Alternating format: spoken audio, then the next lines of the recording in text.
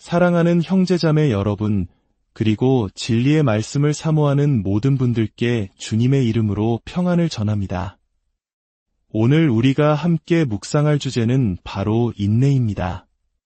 우리 삶의 여정 속에서 시작만큼이나 중요한 것이 바로 끝까지 그 길을 완주하는 것, 곧 인내의 열매를 맺는 것입니다. 우리의 삶은 종종 거친 바다 위를 항해하는 배와 같습니다. 때로는 순풍에 돛을 단 듯 순조롭지만 예기치 못한 폭풍우를 만나 방향을 잃고 좌절하기도 합니다. 이러한 인생의 항해에서 우리를 끝까지 붙들어주는 신실한 다이 있다면 그것은 바로 인내일 것입니다.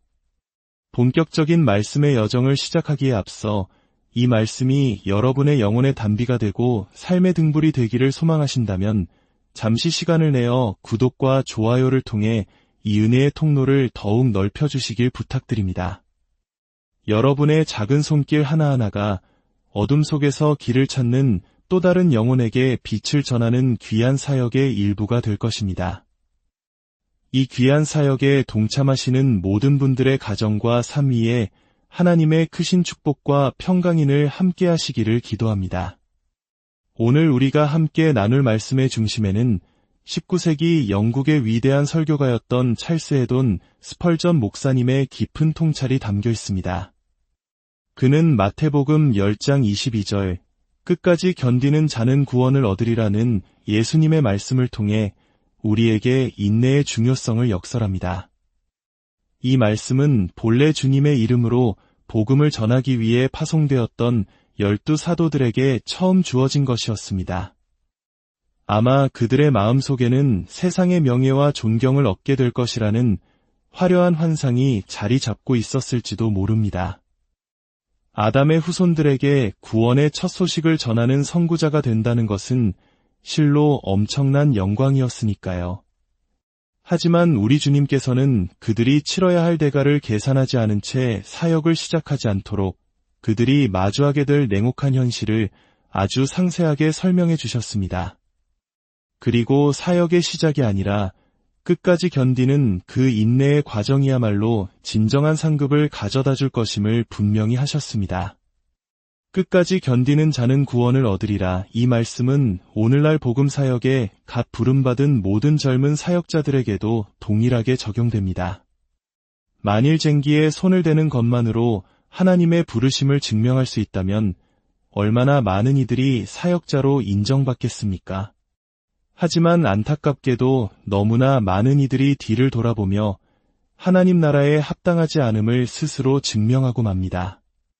죽도록 충성하라는 그리스도의 명령은 훗날 나는 선한 싸움을 싸우고 나의 달려갈 길을 마치고 믿음을 지켰으니 라고 고백할 수 있기 위해 모든 사역자들이 반드시 마음에 새겨야 할 겉면입니다. 기독교 사역자가 마주하는 위험은 실로 엄청납니다. 마치 군대의 지휘관이 저격수들의 최우선 목표물이 되듯 그리스도의 사역자들은 어둠의 세력으로부터 가장 맹렬한 공격을 받습니다. 아람 왕이 그의 신하들에게 이스라엘 왕 외에는 다른 사람과 싸우지 말라고 명령했던 것처럼 어둠의 왕자 사탄은 하나님의 사역자들을 무너뜨리기 위해 그의 모든 힘을 집중합니다. 사역의 부르심을 받은 첫 순간부터 말씀의 선포자는 온갖 유혹과 시험에 익숙해져야 합니다. 젊은 시절에는 사람들의 칭찬과 인기가 교만으로 이어져 그를 넘어뜨리려 하고 그 헛된 인기에 거품이 꺼지고 나면 이번에는 비난의 화살과 배은망덕의 독설이 그의 심장을 겨눕니다. 한때 칭찬과 존경을 받던 자리에서 혹독한 비판과 외면을 당하게 되는 것입니다. 증오의 독이 칭찬의 달콤함을 압도하는 순간 그는 믿음의 선한 싸움을 싸우기 위해 자신을 온전히 무장해야 합니다.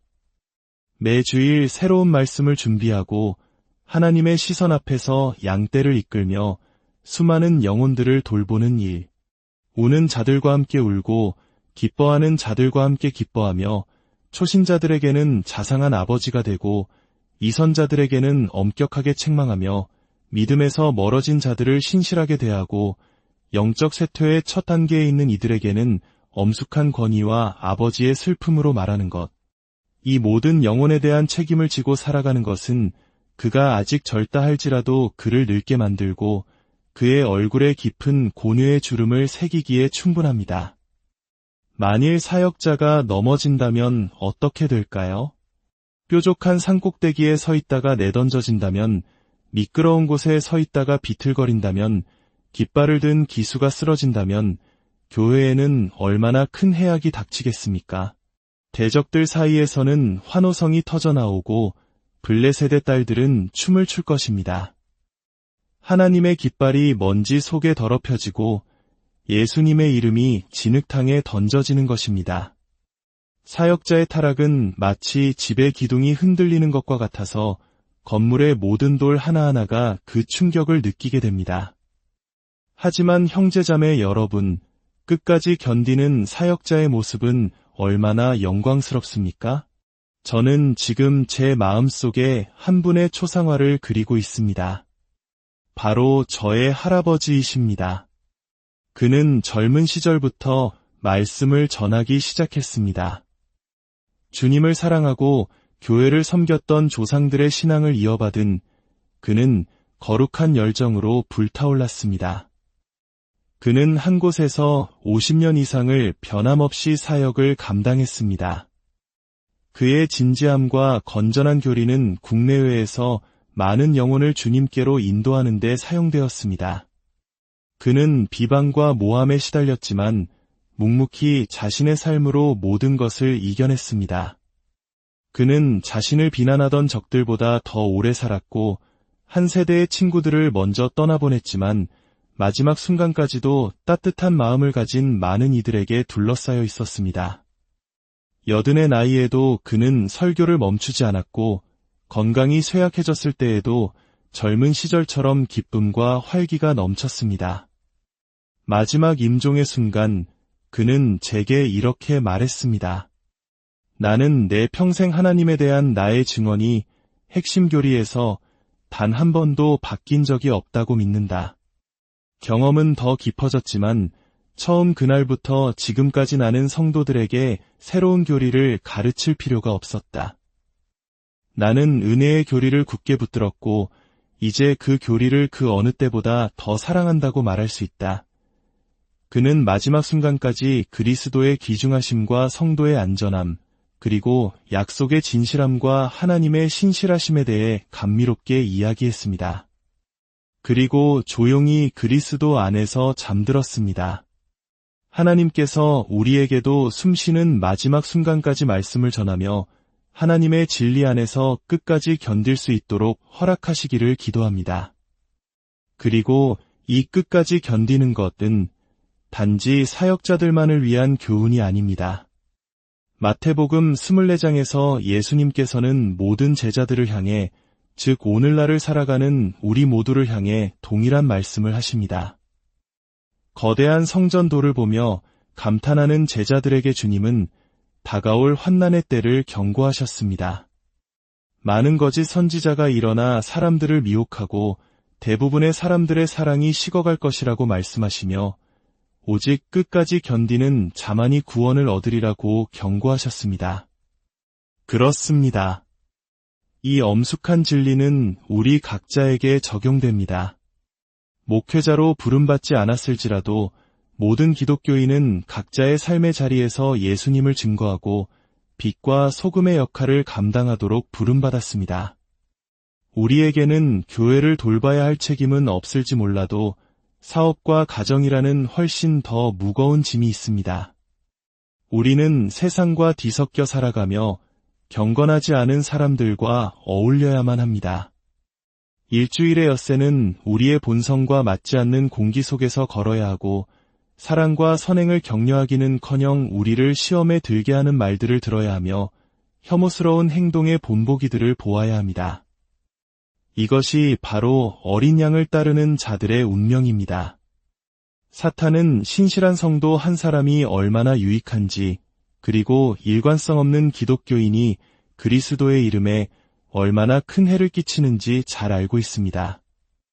그렇기에 그는 자기 화살통에 모든 화살을 쏟아부어 십자가의 군병에게 치명상을 입히려 합니다.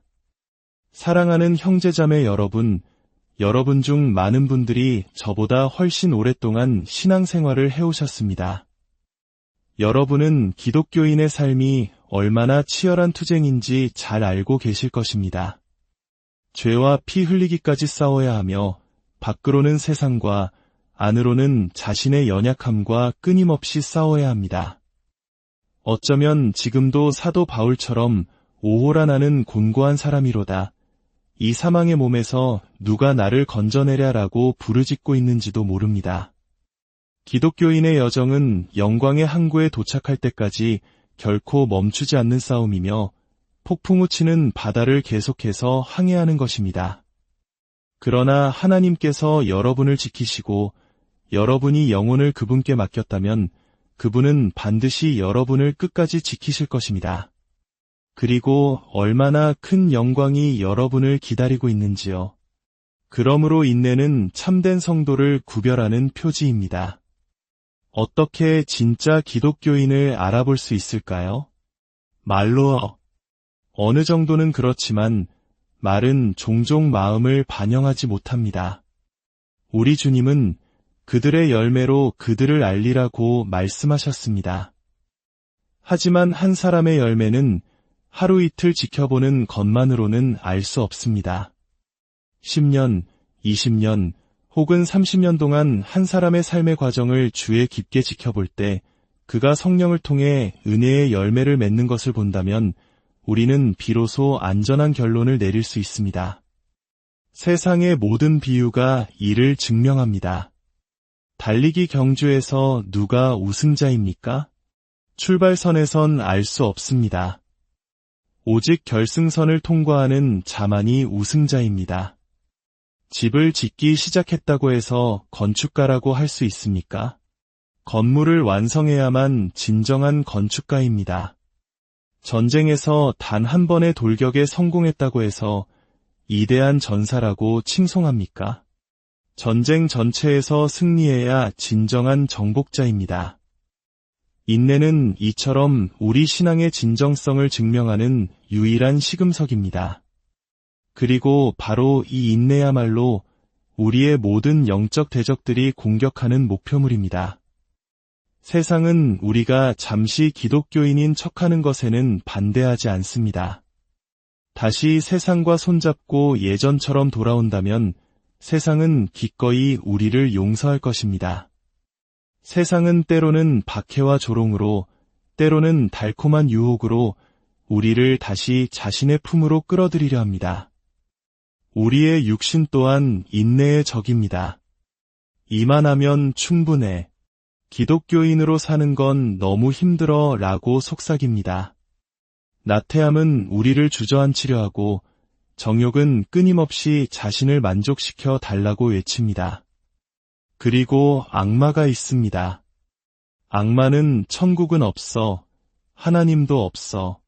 계속 견디는 건 어리석은 짓이야 라고 천둥 같은 소리로 외칩니다. 혹은 전술을 바꿔 다시 돌아와. 예전보다 더 잘해줄게. 이제 나는 점잖은 악마야. 너를 술집이나 카지노로 데려가지 않을게.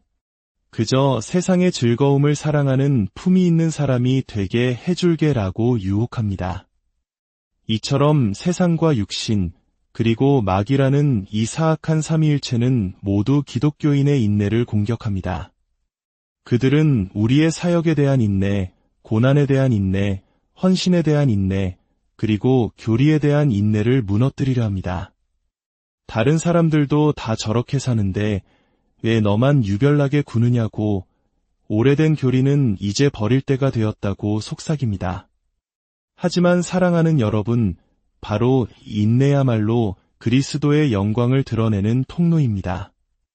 만일 하나님의 자녀 중 단 한 명이라도 멸망한다면 그리스도의 모든 사역과 속성은 진흙탕에 던져질 것입니다. 그분의 언약의 약속은 어디에 있으며 중보자로서의 그분의 능력은 어디에 있습니까? 그분의 보혈의 능력이 단지 일시적인 것이라면 갈보리의 영광은 어디에 있겠습니까? 그분은 지금도 우리를 위해 간구하고 계시는데 만일 우리가 실패한다면 그분의 기도는 헛된 것이 되고 맙니다. 하나님의 참된 자녀가 지옥에 떨어지는 것. 생각만 해도 끔찍한 신성모독입니다.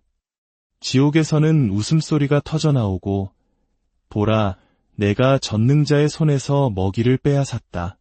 내가 그의 왕관에서 보석을 떼어냈다. 피로 값을 치르고 산 영혼이지만 이제 그는 여기 지옥에 있다. 는 악마의 조롱이 울려 퍼질 것입니다. 이런 일이 일어날 수 있을까요? 결코 일어날 수 없습니다. 그리스도 안에 있는 자들은 구원받았으며 예수께서 자신과 연합시킨 자들은 그분이 계신 곳에 영원히 함께할 것입니다. 그러므로 인내는 모든 그리스도인의 가장 큰 관심사가 되어야 합니다. 사랑하는 여러분, 하나님의 사랑과 여러분 자신의 영혼을 걸고 죽도록 충성하십시오. 어려움이 있습니까? 반드시 극복해야 합니다. 한니발은 로마에 대한 증오심으로 가득 차 알프스를 넘었고, 여러분은 죄에 대한 미움으로 가득 차 어려움의 알프스를 넘어야 합니다. 폭풍우가 몰아친 후 자신이 세운 등대가 여전히 그 자리에 서 있는 것을 보고 기뻐했던 건축가처럼 여러분의 삶도 굳건히 서 있어야 합니다. 그러기 위해서는 만세 반석이신 그리스도 위에 굳게 서야 합니다. 영원을 위한 확실한 일을 하십시오. 교회를 위해서라도 굳건히 서십시오. 그리스도를 고백하는 자들의 타락만큼 교회를 욕되게 하고 약화시키는 것은 없습니다. 수천 명의 그리스도인이 주님께 돌리는 영광보다 단 한 명의 위선자가 주님의 이름을 더럽히는 일이 더 클 수 있습니다. 주님이 은혜로우심을 맛보았다면 당신의 발이 미끄러지지 않도록 기도하십시오. 죄에 빠져 사는 것보다 차라리 땅에 묻히는 것이 1000번 낫습니다. 이 길을 끝까지 갈 수 있는 힘은 우리 자신에게서 나오지 않습니다. 골방에서의 수많은 기도, 모든 행동에 대한 세심한 죄, 그리고 우리를 능히 서게 하시는 성령의 강한 손에 대한 온전한 의지에 달려 있습니다. 여러분의 위대한 힘이 어디에 있는지 알고 그 힘을 의지하십시오. 능히 너희를 보호하사 거침이 없게 하시고 너희로 그 영광 앞에 흠이 없이 기쁨으로 서게 하시리. 곧 우리 구주 홀로 하나이신 하나님께 우리 주 예수 그리스도로 말미암아 영광과 위엄과 권력과 권세가 영원 전부터 이제와 영원토록 있을지어다. 아멘. 단순한 믿음이 영혼을 그리스도께로 인도하고 그리스도께서 그 믿음을 살아있게 하시며 그 믿음이 성도로 하여금 인내하게 하고 마침내 천국에 들어가게 합니다. 그리스도의 이름으로 이것이 저와 여러분 모두의 운명이 되기를 간절히 기도합니다.